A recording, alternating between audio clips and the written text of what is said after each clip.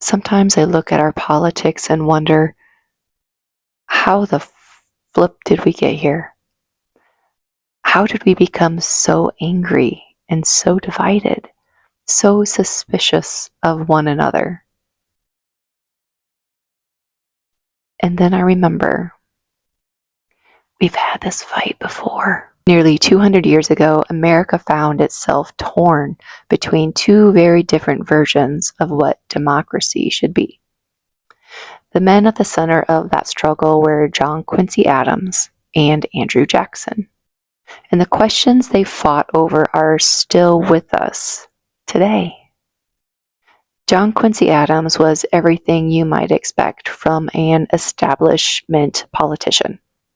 He was highly educated, a diplomat, a scholar, the son of a president. He believed government could help build a stronger nation through education, science, roads, canals, and long-term planning. Adams believed leadership wasn't about popularity. It was about responsibility, about thinking beyond the next election, and about investing in the future. But many Americans looked at people like Adams and thought, easy for you to say. Enter Andrew Jackson. Now, Andrew Jackson was different. He wasn't polished. He wasn't an academic.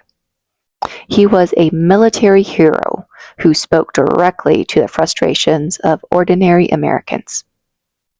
Many people felt ignored by powerful institutions. They felt decisions were being made by wealthy elites who didn't understand their struggles. Jackson gave those frustrations a voice, and people loved him for it. For many Americans, Jackson represented something new. The idea that government should answer to the people, not the other way around. Then honestly, that's not a crazy idea. It's one of the promises of democracy itself. But here's where the story gets complicated. Because both men represented something important. Adams warned about short-term thinking, and Jackson warned about concentrated power. Adams believed expertise mattered. Jackson believed ordinary people mattered. And the tension between those two ideas has never really gone away. Because every generation asks the same question.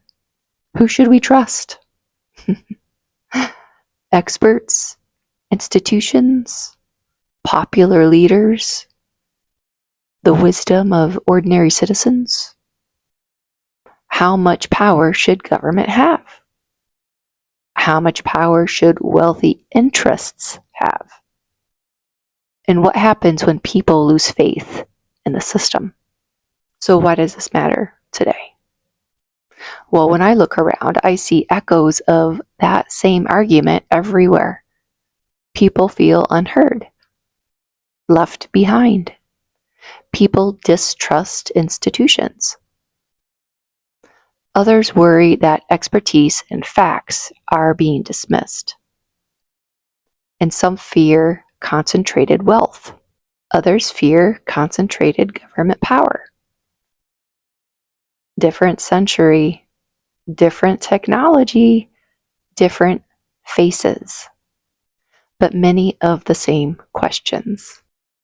And that's why history matters.